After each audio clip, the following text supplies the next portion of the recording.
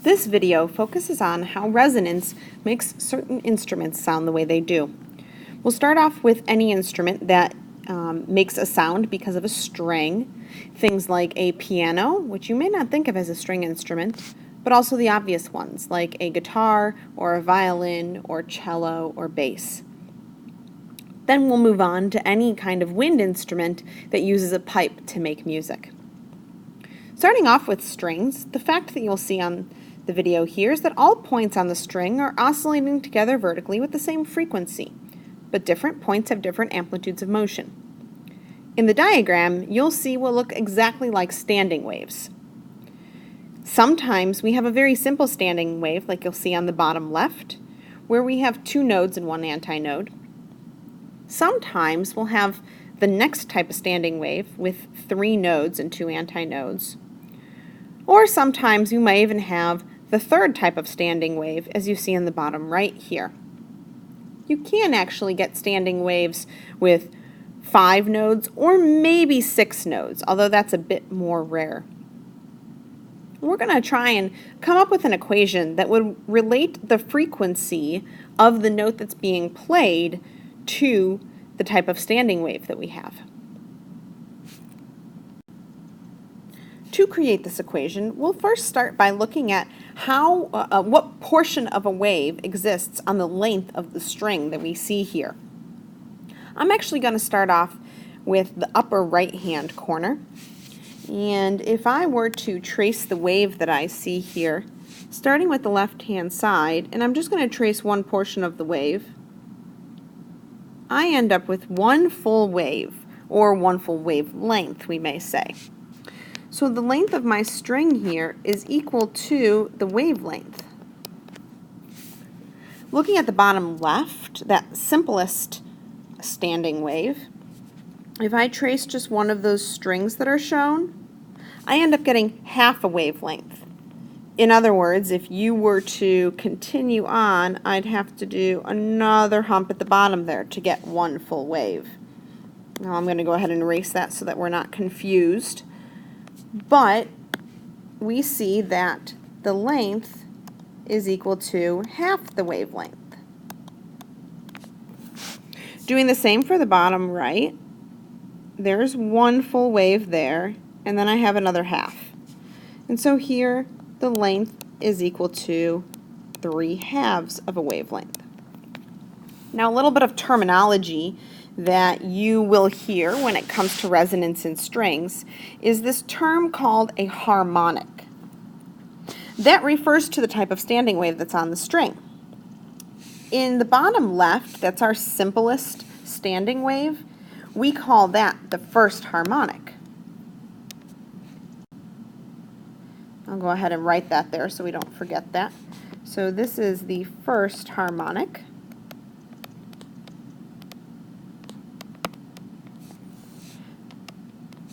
The next one over here, this is the second harmonic.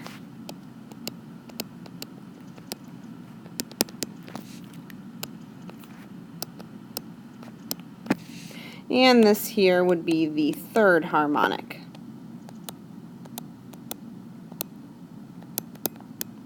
You'll see that those harmonic numbers correspond to what you see on the diagram, the n equals 1, n equals 2, and n equals 3.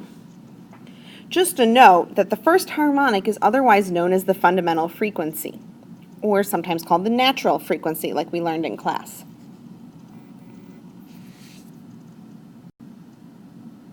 To better understand the relationship between the harmonic and the frequency that's played, I'm going to attempt to create an equation that relates those.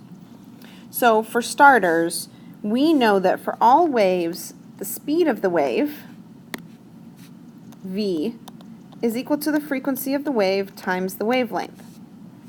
That means that the frequency is equal to the speed divided by the wavelength. In this case, our medium is the string, which is often made of some sort of metal. And so the wave will have the same speed for each of these harmonics. So v stays the same. But for my first harmonic, which I will call F1,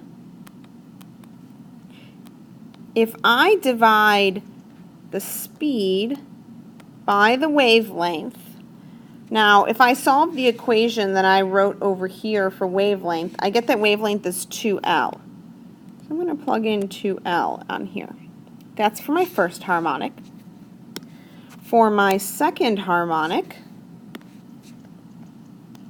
F2, we said that the wavelength was equal to the length, so I have V over L. And then for my third harmonic, F3, I have V over 2/3 L. Now, of course, we don't like to have fractions in the denominator, so I'll multiply by the reciprocal of that fraction to end up getting 3V over 2L. Now, you should notice that each of these equations has something similar. There's always a V in the numerator. There's always an L in the denominator. What if I multiply F2 by 2 over 2? Really, I'm just multiplying by 1. If I do that, then you may start to see a pattern emerge. I always have 2L in the denominator. I always have V in the numerator. And then the number that is the subscript on the F corresponds with the number that's in the numerator here. Now that I see a pattern, I can write a general equation. The general equation is that the frequency of the nth harmonic, so n can be 1, 2, 3, 4, 5, really any integer, any positive integer, is equal to n times v over 2L.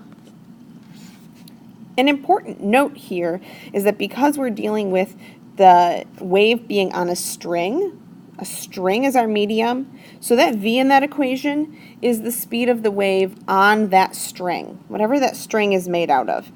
It would not be the speed of sound in air, as opposed to the other times that we've seen v in this chapter.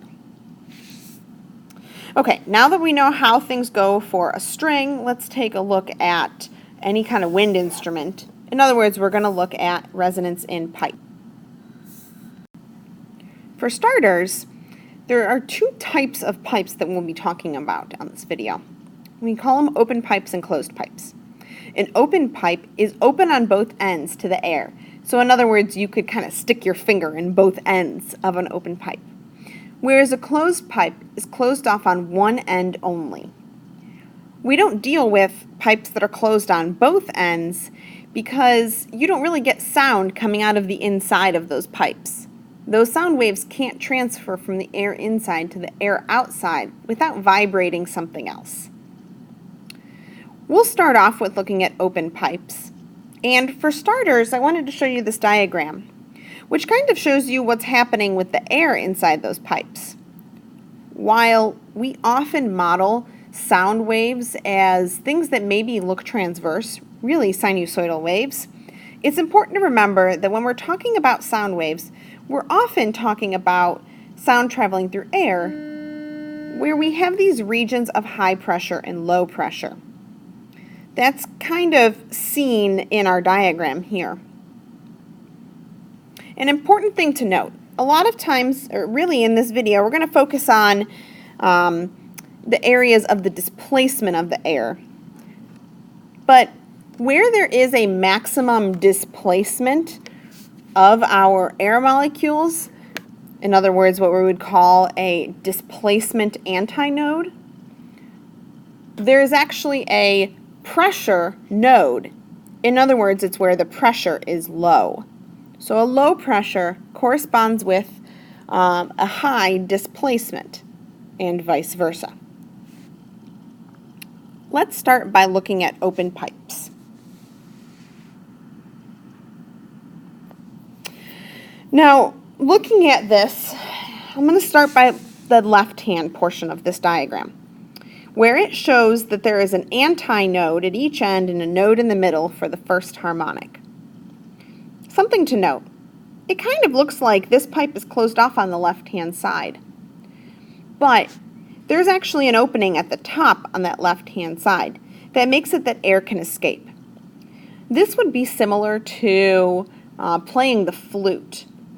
The flute has a place where you blow air over one end near the mouthpiece so that air is able to escape at that end as well. For an open pipe, we always have an antinode at each end. Again, that antinode is talking about how far the air moves at that end. For sound to escape from the inside of a pipe to the outside, it must be moving at its maximum displacement at the end of our pipes. So again, looking at that first harmonic, just as I did with strings, I'm going to start by trying to figure out how much of a wave I have on my string at that particular point in time. If I look at the very first harmonic and I start tracing one portion of my wave, there it goes down, and then I'd have to come back up to get a full wave. So what I've drawn in blue here is one full wavelength, and my pipe contains half of that amount, and therefore the length of my pipe is equal to half a wavelength. L equals lambda over 2. Looking at the second harmonic, if I were to trace that, I start up, I go down, and I come right back up. And that means the length of my pipe is equal to a full wavelength. Finally, with my third harmonic, I go down and up. There's one full wave there. And then I go down again, and so that's another half of a wave. Or, just as we saw with strings, the length of my pipe is equal to 3/2 of a wavelength. Now this should look pretty familiar to you. These were the exact same three proportions that we got with a string. And so you could probably guess now that the equation for an open pipe is the exact same as the equation for a string. The nth harmonic on an open pipe is NV over 2L.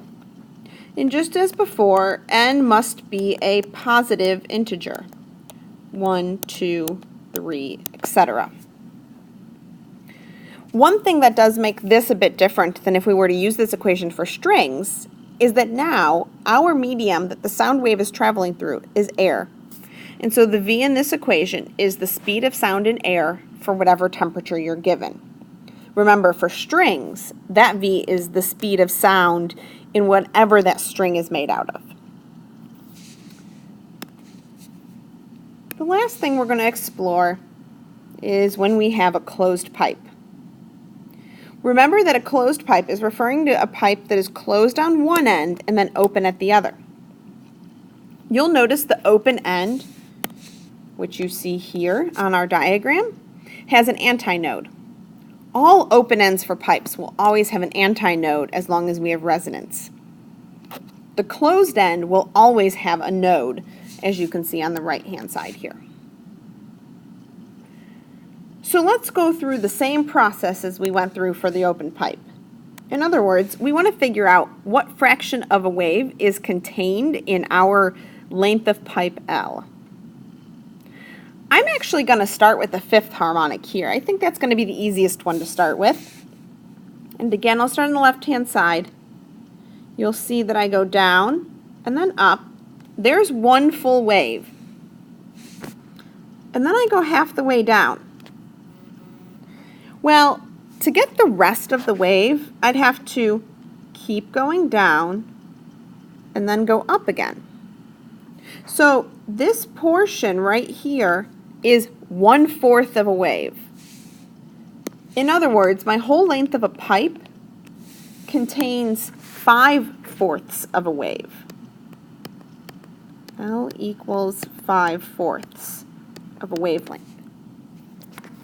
Looking at that third harmonic, I don't quite get a full wave in here. If I start here and I go down, I get to that point, but I'd have to go back up to get a full wave. In this case, L contains 3/4 of a wavelength. And by now you may have guessed that if I were to draw this here, I get halfway down, but I'd have to keep going down. That would give me half a wave, and then I'd have to come back up. And I kind of run out of room here, but you may start to see a pattern that in this case L contains 1/4 of a wavelength. So just as before, we're going to attempt to write an equation that relates the frequency of these harmonics to the length of our tube. So in this case, just as always, we know that frequency is speed over wavelength. So the frequency of the first harmonic would be that speed divided by 4 times L. The frequency of what we're calling the third harmonic. Now, I didn't mention that before. That may seem a little bit weird to you. I'll come back to that in a moment. Frequency of the third harmonic would be V divided by 4/3 L. And again, we don't like having fractions in the denominator, so I'll write that as 3V over 4L. And the frequency of my fifth harmonic is V over 4/5 L, and I accidentally wrote a 4 instead of a V in the numerator there. Let me fix that. Which gives me 5V over 4L. Similar to before, there's definitely a pattern here. Everyone has a V in the numerator, and everything has a 4L in the denominator. And my subscript number, that 3 here, corresponds to the 3 here. 5 here corresponds to the 5 there. So just as before, I will say N, F sub N, equals NV over 4L. Here's the difference though. In this case, N can only be odd integers.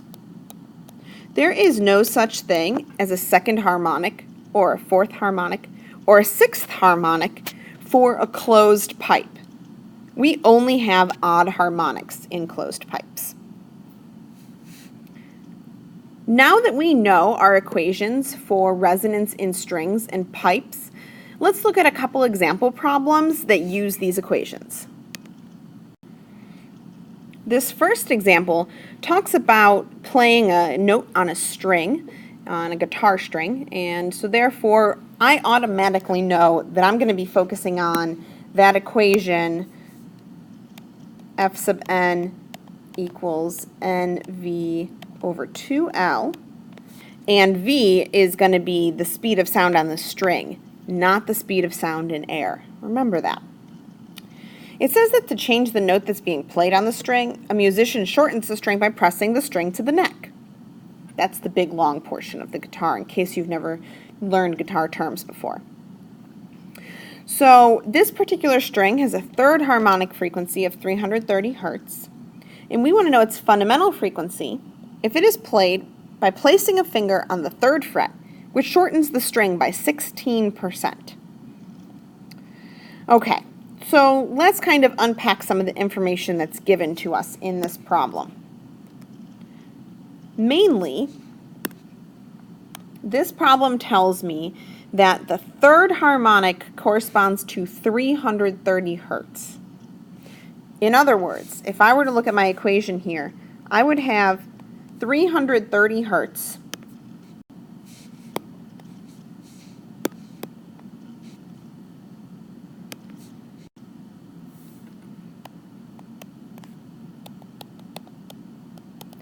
is equal to 3V over 2L. Now this problem tells me absolutely nothing about the speed of sound in whatever material that string is made out of, and it doesn't tell me anything about the length of my string itself. However, I can solve this equation right here for the two unknowns, V over L. And when I do that, I find that V over L is equal to 220 hertz. All I had to do was multiply the 330 by 2/3, the reciprocal of the fraction that I see on the right-hand side. Now it tells me that I'm shortening the string by 16%.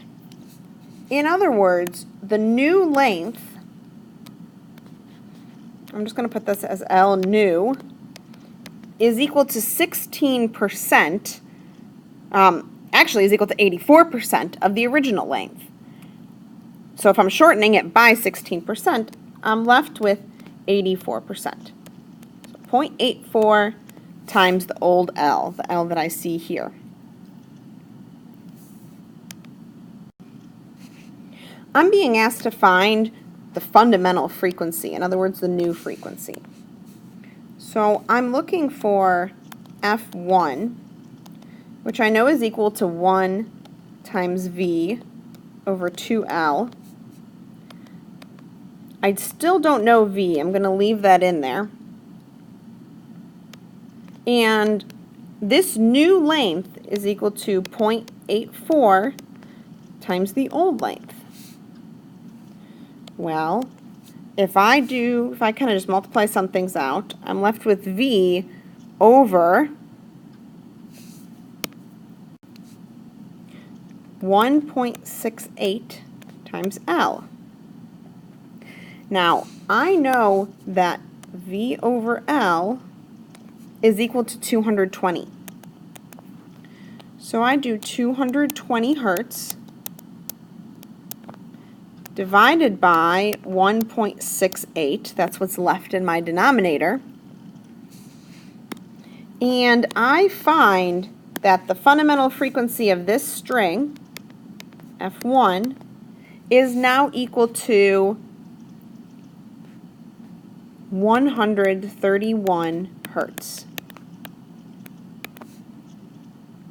So by pressing down on the string, I have decreased the frequency that's played for the fundamental frequency in comparison to that third harmonic. Let's take a look at an example problem that deals with resonance in pipes. This example problem focuses on the human ear. Our ear canal is about 2.5 centimeters in length and about 0.7 centimeters in diameter. In this problem, we're trying to find the fundamental frequency of a human ear. In other words, which frequency do we hear best? Which frequency are our ears most sensitive to? The first thing you have to decide is if this is an open pipe or a closed pipe. Think about it. Are both ends of our ear canal open to the surrounding air? Well, we know one end is. That's the end that's open to the outer ear, the part of our ear that we can see. But the other end is most definitely not. There's not air inside of our head that the other end of the ear canal touches. So the human ear canal is a closed pipe. Your task is to finish this problem. Find the fundamental frequency for our ears. Make sure you show your work somewhere in your notes and bring those notes to class with you the next time we meet.